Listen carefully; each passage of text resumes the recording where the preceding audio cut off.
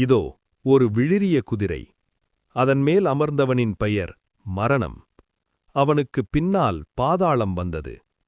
பூமியின் 1/4 மேல் பட்டயத்தாலும் பசியாலும் நோயாலும் காட்டு மிருகங்களாலும் கொல்ல அதிகாரம் அவர்களுக்கு கொடுக்கப்பட்டது.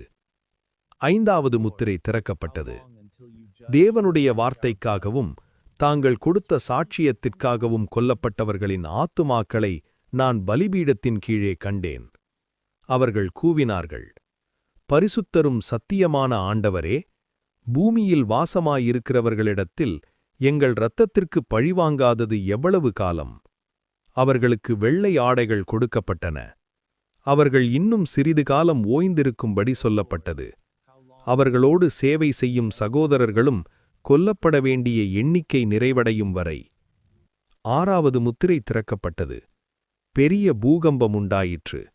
சூரியன் முடிச்சணியைப் போல் கருப்பானது. நிலா இரத்தம் போலானது. வானத்து நட்சத்திரங்கள் அத்திப்பழங்கள் விழுவது போல பூமிக்கு விழுந்தன.